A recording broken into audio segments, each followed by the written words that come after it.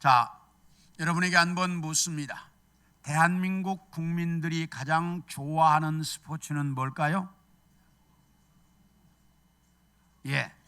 관중수로 보았을 때 야구가 1위입니다.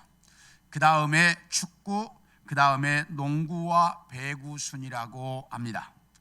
그렇다면 미국 사람들이 가장 좋아하는 스포츠는 뭘까요? 미식 축구입니다. 우리는 이 규칙을 잘 모르기 때문에 별로 재미가 없지만 미국 사람들은 이 미식 축구를 가장 좋아합니다. 미국 사람들은 남자가 하는 운동은 미식 축구, 우리가 말하는 축구는 사커라고 해서 이것은 여자들이 하는 운동으로 인식이 되어 있습니다. 그래서 미국에서 축구는 별로 인기가 없습니다. 그래서 미식 축구를 제일 좋아하고 두 번째가 야구, 세 번째가 농구 순으로 인기가 있습니다. 그런데 이 미식 축구 플레이오프 경기에서 있었던 일입니다. 이 미식 축구는 9월부터 12월까지가 이제 그 정규 시즌입니다. 그래서 12월 말까지 정규 시즌이 끝나고 나면 그 다음에 1월 첫 주부터 플레이오프 경기가 열립니다. 올 2023년 1월 첫째 주 월요일 1월 2일 날 미국의 유명한 두 팀인 버팔로 빌스와 신시내티 벵골스라고 하는 두 팀의 이제 플레이오프 1차전 경기가 열렸습니다. 그야말로 구름같이 많은 관중이 모여있는 가운데 이 경기가 열렸는데 1쿼터가 끝나갈 무렵에 버팔로 빌스의 수비수였던 다마르라고 하는 선수가 신시내티 공격수의 공격을 막다가 어깨로 가슴을 부딪혀 가지고 쓰러졌습니다. 쓰러졌다가 다시 일어나려고 하는데 되지 않습니다. 그래서 다시 의식을 잃고 쓰러졌습니다. 그러니까 급하게 이제 의료팀이 들어왔고 그리고 의료팀이 이제 그 심폐소생술을 시작합니다. 그런데 쉽게 이 선수가 깨어나지 않습니다. 그러니까 누가라고 말할 것도 없이 그 쓰러져서 심폐소생술을 하고 있는 선수 주변으로 그 양팀 선수들과 코치들이 다 빙 둘러서서 어깨동무를 하더니 무릎을 하나씩 딱 꿇고 서서 기도를 시작합니다.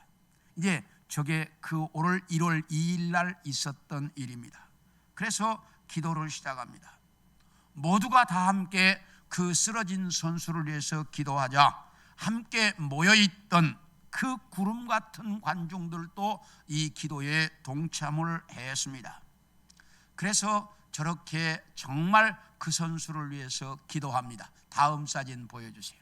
이렇게 선수들이 가운데 지금 심폐소생술을 하고 있고 그리고 주변에서 선수들이 저렇게 기도를 합니다.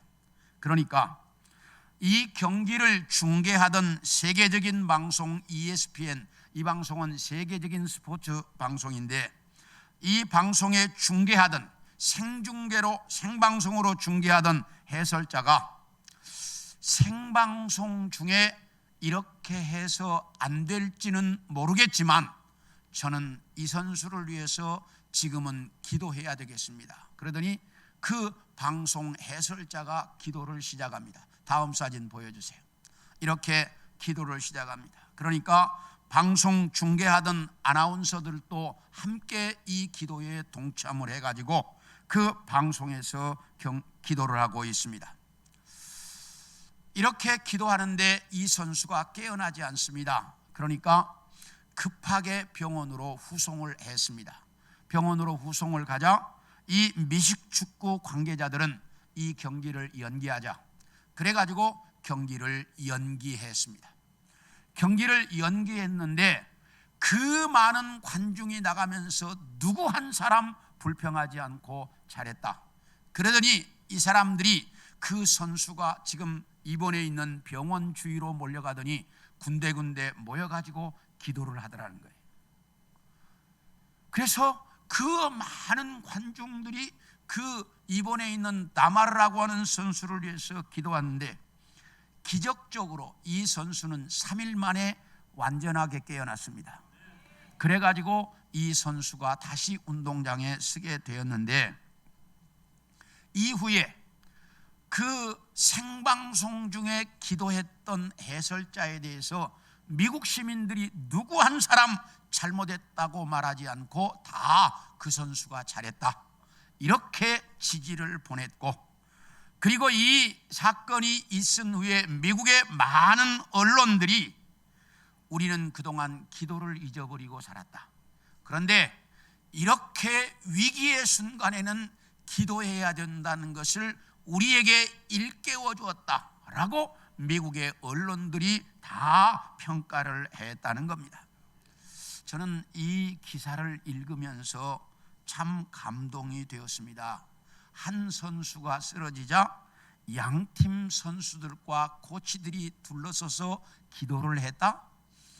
그리고 더 놀라운 것은 생방송으로 중계하던 방송 관계자들이 그 방송을 보고 있는, 세계적으로 보고 있는 방송 거기에서 기도를 했다. 만약에 대한민국에서 이런 사건이 일어났더라면 어땠을까? 아마 난리가 났을 거라고 생각합니다.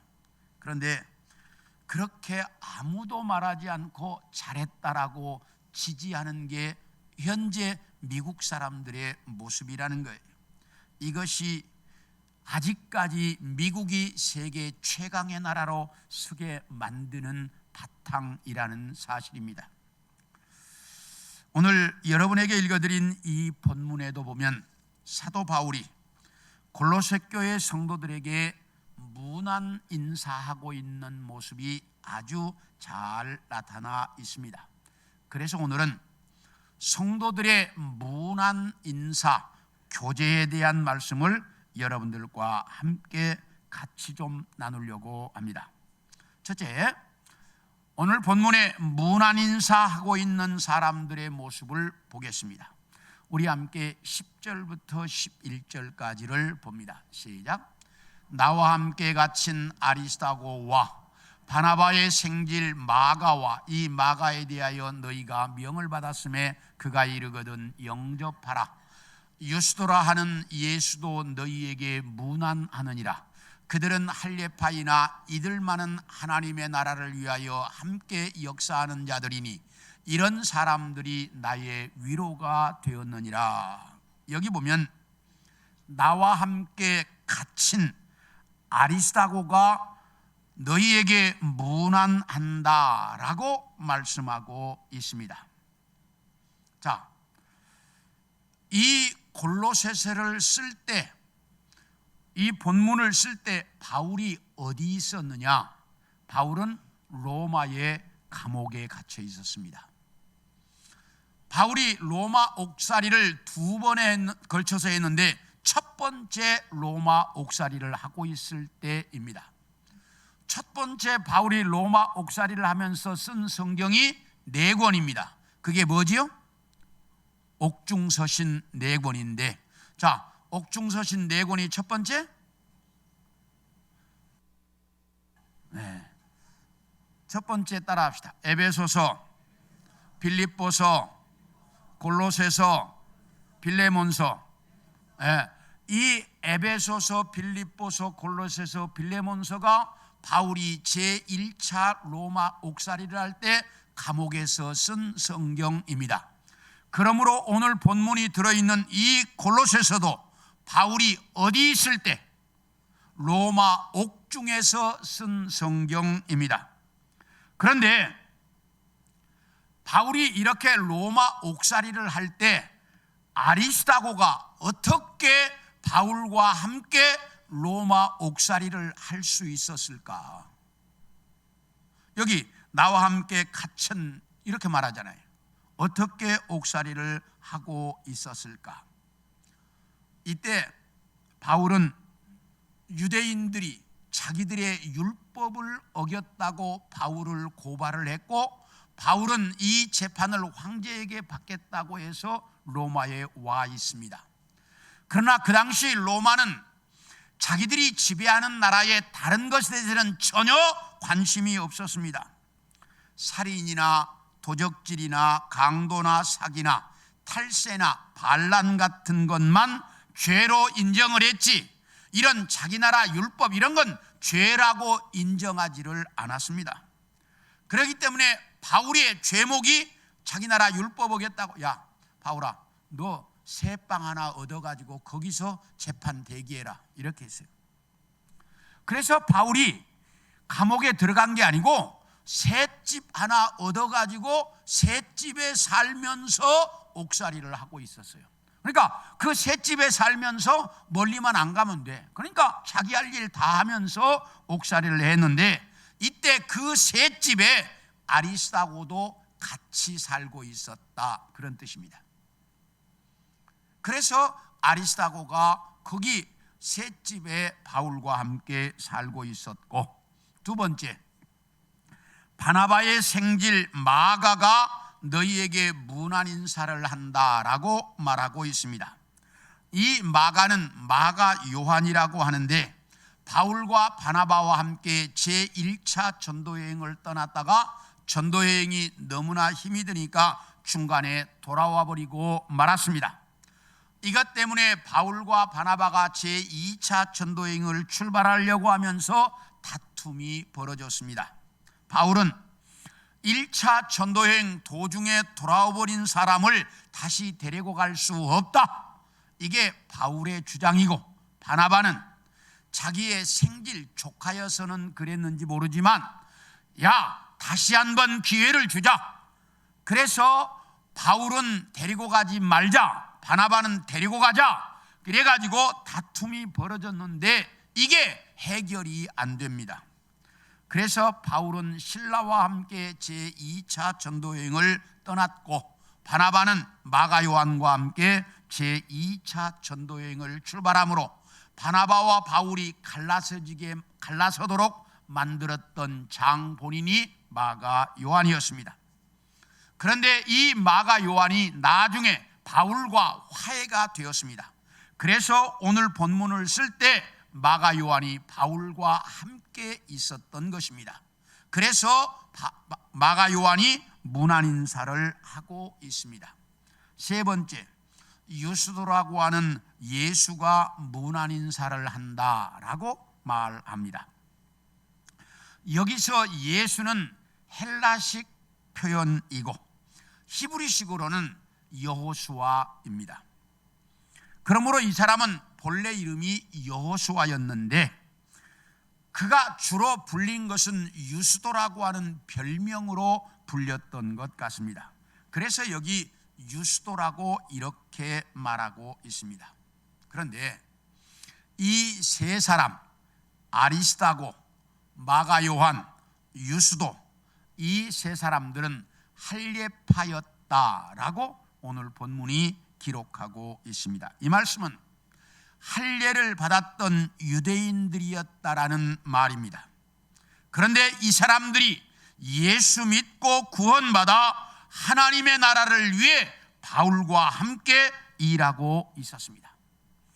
이렇게 할례파였던 사람들이 변해서 이방인들이 모여있는 교회, 골로새 교회를 위해서 문안 인사를 하고 있습니다.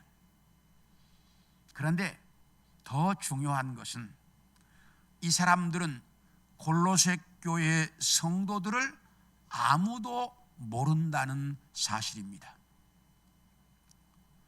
골로새 교회는 바울이 개척한 교회가 아니라 바울의 제자였던 에바브라가 개척한 교회입니다. 그렇기 때문에 골로새 교회 성도들 중에는 바울의 얼굴조차 모르는 사람들이 대부분이었습니다. 그렇기 때문에 아리스다고나 마가 요한이나 유스도라고 하는 사람이 골로새 교회 성도들을 알 길이 없습니다. 한 번도 본 적이 없습니다. 그들에 대해서 전혀 모릅니다. 그런데 어떻게 이렇게 전혀 모르는 사람들에게 문안 인사를 하고 있을까? 이것은 골로새 교회를 개척한 에바브라를 통해 골로새 교회 성도들에 대한 이야기를 들었기 때문입니다. 전혀 모르는 사람이지만 에바브라를 통해서 골로새 교회 성도들의 이야기를 듣고 그들에게 문안 인사를 하고 있습니다. 이것이 성도의 교제라고 하는 사실을 아셔야 합니다. 내가 잘 모르는 사람이라도 내가 믿는 예수를 믿는 사람이라면 주 안에서 한 형제요 한 자매라고 하는 사실을 우리는 인식할 수 있어야 한다는 말이에요. 우리 함께 요한 3서 1장 8절을 보겠습니다. 시작. 그러므로 우리가 이 같은 자들을 영접하는 것이 마땅하니 이는 우리로 진리를 위하여 함께 일하는 자가 되게 하려 함이라. 여기 보면 우리가 이 같은 자들을 이렇게 말하고 있는데 여기서 말하는 이 같은 자들이 누구일까? 초대교회 시대에는 순회 전도자들이라고 하는 사람들이 많이 있었습니다. 이 순회 전도자들이 누구냐?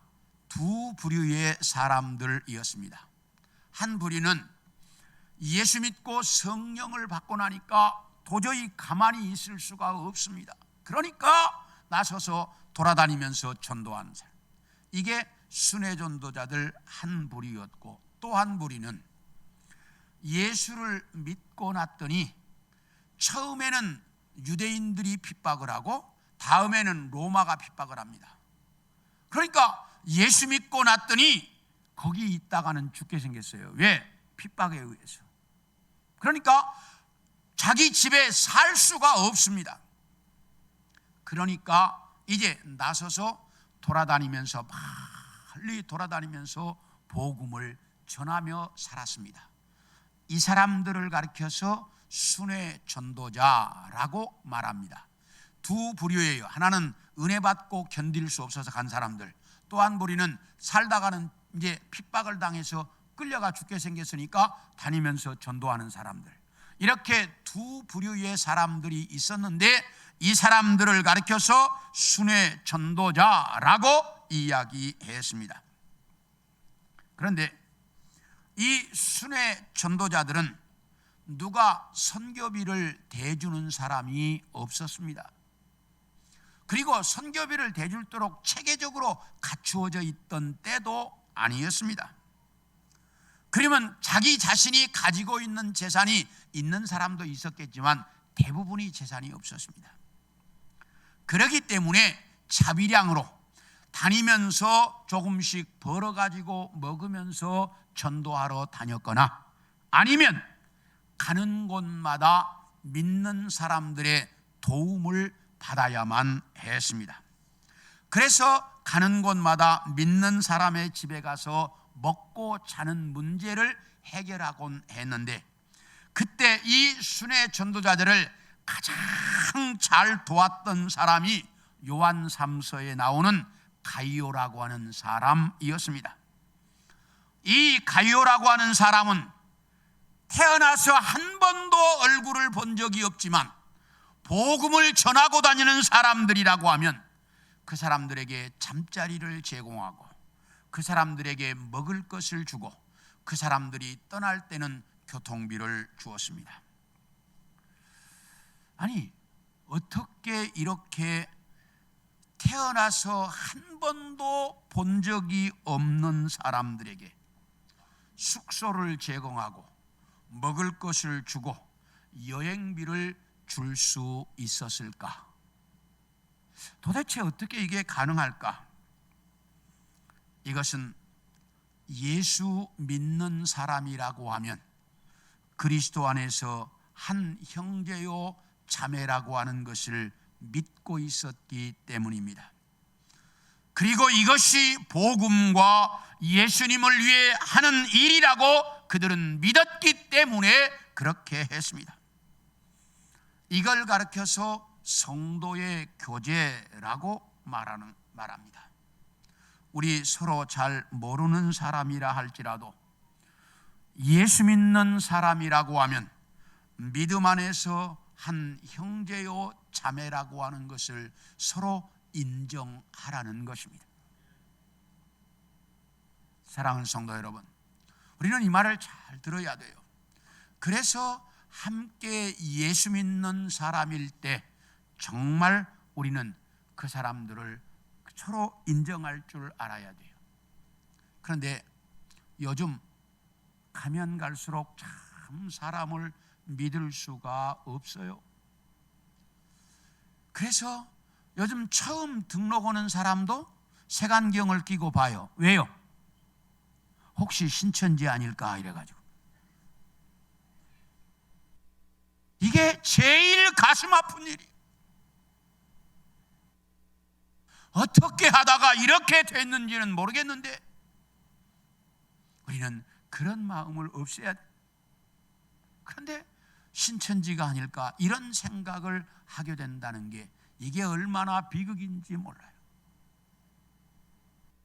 그런데 우리는 성경이 모르는 사람이라도 예수 믿는 사람이라고 하면 나와 한 형제요 자매라고 하는 것을 깨달아라, 이렇게 가르치고 있습니다.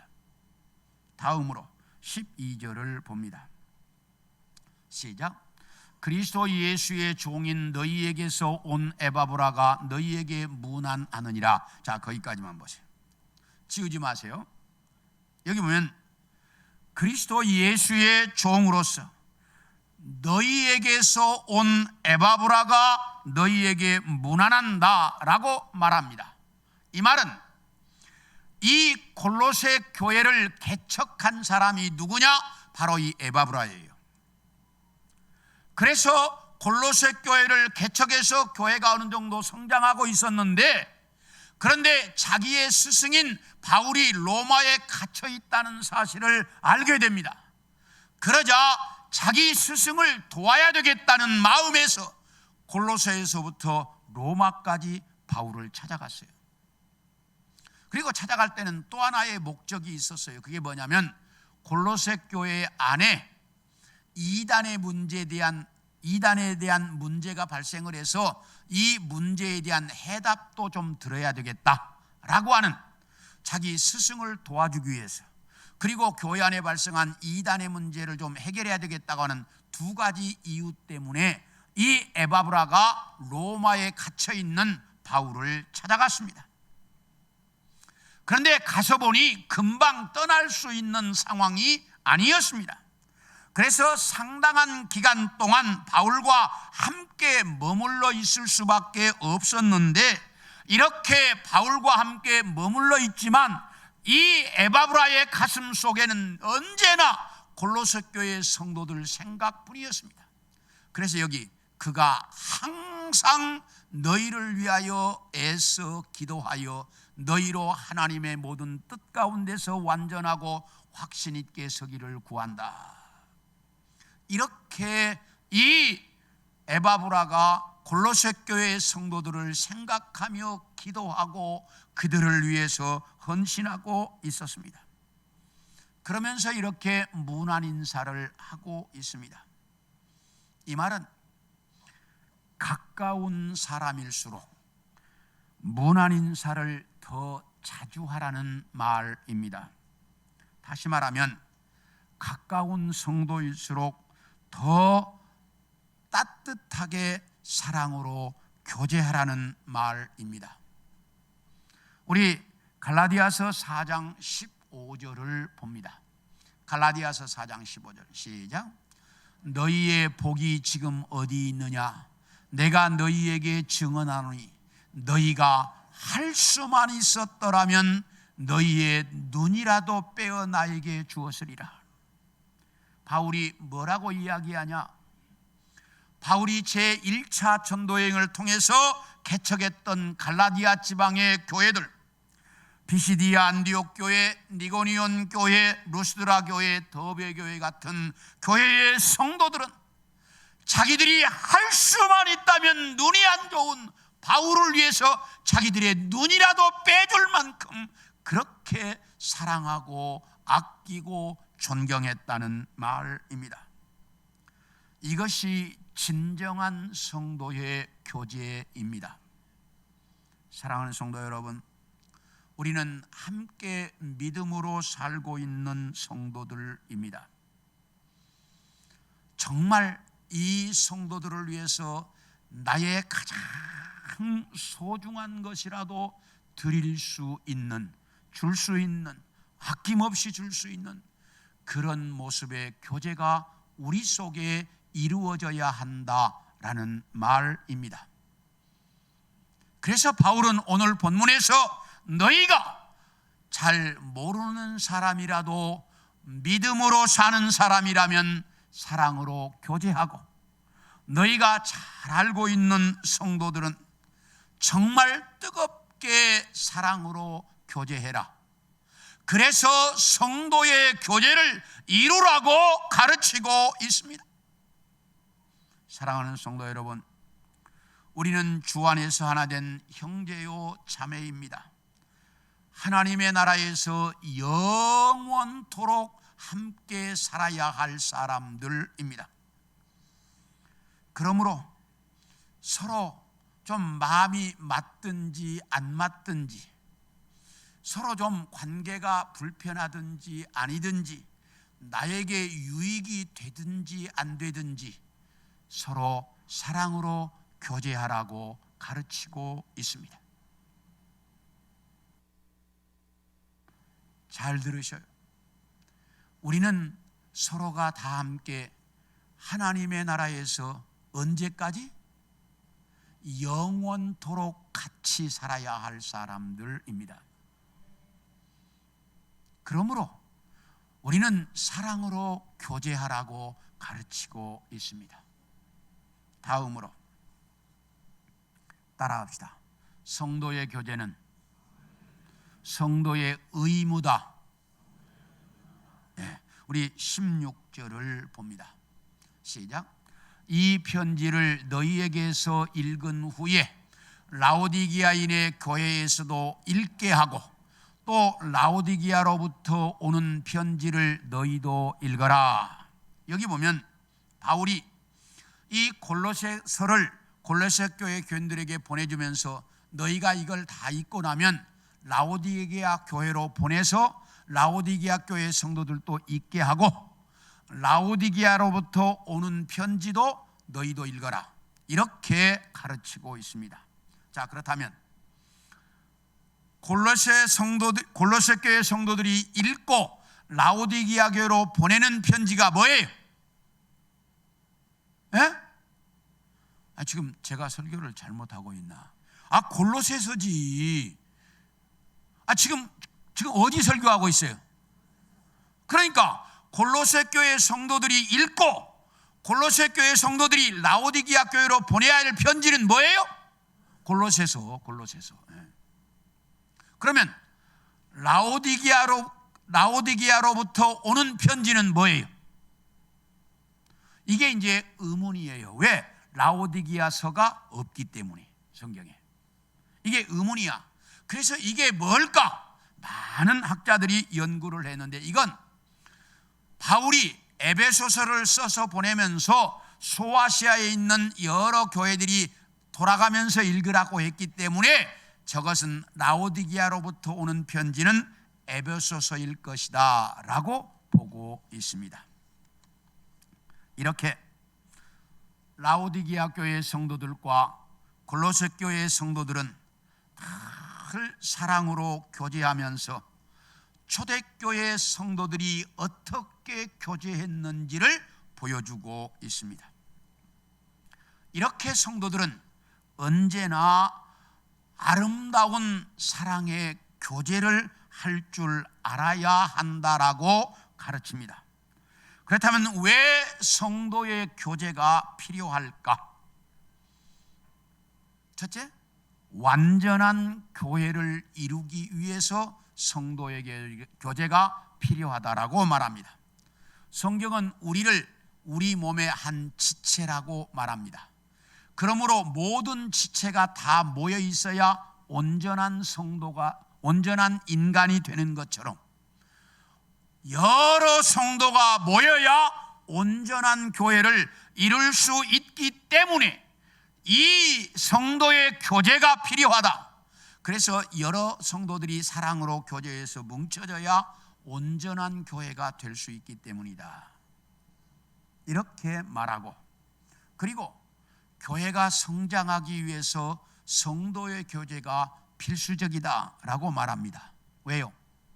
자, 성도들끼리 맨날 모이면 흉보고 욕하고 싸우는데 그 교회 가고 싶은 사람이 있겠어요? 없겠어요? 누가 그런 교회를 가겠어요?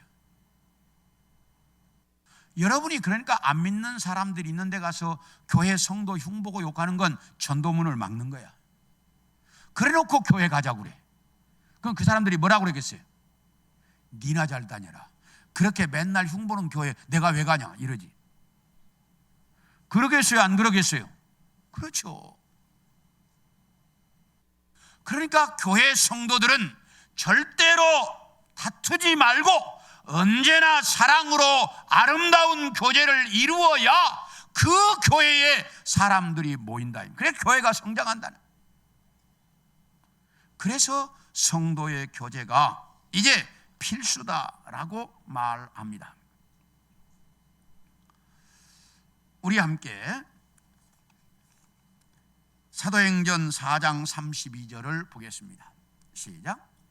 믿는 무리가 한 마음과 한 뜻이 되어 모든 물건을 서로 통용하고 자기 재물을 조금이라도 자기 것이라 하는 이가 하나도 없더라. 여기 보면 성령을 충만하게 받았던 그 제자들에 의해서 예루살렘 교회가 폭발적으로 성장했습니다. 한 번에 3,000명, 5,000명씩만 성장했습니다. 이렇게 교회가 급성장을 하면 교회의 조직이나 교육이나 질서가 참 잡히기가 쉽지 않습니다. 어렵습니다. 그런데 예루살렘 교회는 별 문제가 없었어요. 물론 조금 문제는 있었지만 별 문제가 없어요. 왜? 성도들이 이렇게 한 마음과 한 뜻으로 교제함으로 성도들의 교제 속에서 모든 게 다 해결되었어요. 그래서 예루살렘 교회는 성도의 교제가 교회를 든든히 세워갔다라고 말합니다.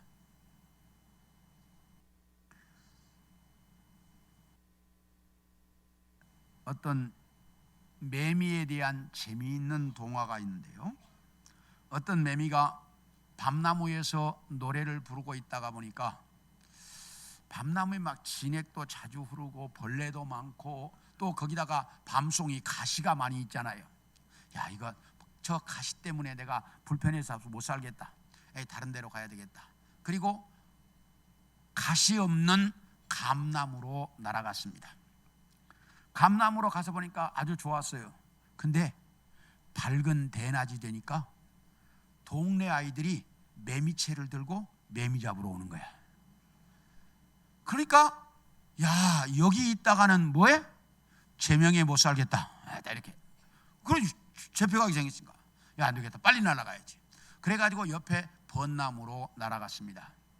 벚나무로 날아가 보니까 이 벚나무에는 매미들이 얼마나 많이 모여 있는지 자그맣게 노래를 부르면 자기 소리는 들리지도 않아. 목청껏 불러야 겨우 소리가 들리는 거야. 목청껏 하루 노래 부르고 나니까 이게 목이 가가지고 못 살겠는 거야. 이거. 야, 이거 큰일 났다. 여기 살다가 안 되겠다. 그래서 어디 다른 데로 갈 데 없을까 하고 싹 쳐다보니까 나무 하나가 참 멋진 게 보여요. 그래서 얼른 날아갔습니다.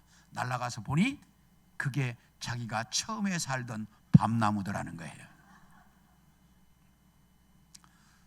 우린 잘 아셔야 됩니다. 내가 이 사람, 에이, 인간이 아니야. 저 사람 다 거기도 똑같아. 처음 돌아와 봐야 알아. 이제 우리가 세상 살면서 이 사람 저 사람 가리다 보면 남는 게 아무것도 없어.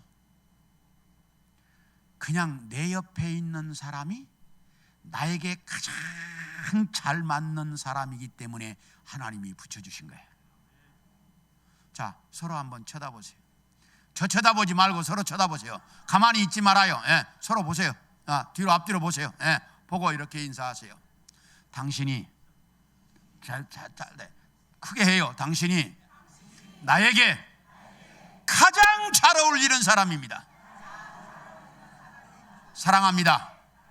예, 다른 사람 없어요. 우리 내 옆에 있는 사람이 세상에서 나와 제일 잘 어울리는 사람, 그 사람들과 사랑으로 교제할 수 있기를 원합니다. 가끔 신방하다 보면 어떤 사람들이 이런 사람이 있어요. 아이고 목사님, 저 인간 내가 천국 가서도 안 봤으면 좋겠어요.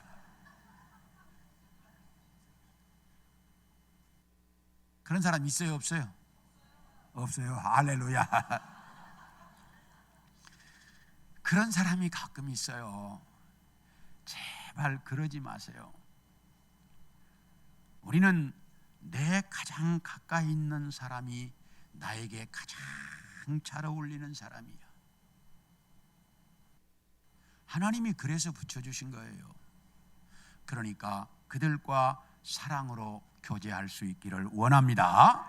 이것이 성도의 교제야. 다음으로 따라합시다. 성도의 교제는 진심으로 해야 한다. 우리 18절을 보겠습니다. 시작. 나 바울은 친필로 문안하노니 내가 매인 것을 생각하라. 은혜가 너희에게 있을지어다. 나 바울이 친필로 문안한다. 친필로 문안한다. 이게 무슨 뜻일까? 우리 로마서 16장 22절을 봅니다. 시작. 이 편지를 기록하는 나 더디오도 주 안에서 너희에게 문안한다. 자, 보세요. 로마서를 누가 썼습니까? 대답하면, 물어보면 하여튼 입 닫고 있어요. 로마서는 누가 썼어요? 바울이 썼지요. 바울이. 그런데 여기 이 로마서 편지를 기록하는 나 더디오, 왜 이렇게 말해요? 더디오가 지가 로마서를 쓴 것처럼 해. 왜 그럴까? 바울은 눈이 안 좋았어요. 그러니까 이 성경을 다 기록할 수 없었어. 그러니까 바울이 불러주면 옆에서 대신 기록하는 사람들이 많이 있었어요. 그러니까 이 로마서는 바울이 불러주고 누가 기록했다? 더디오라고 하는 사람이 대피를 했다는 이야기예요. 저게.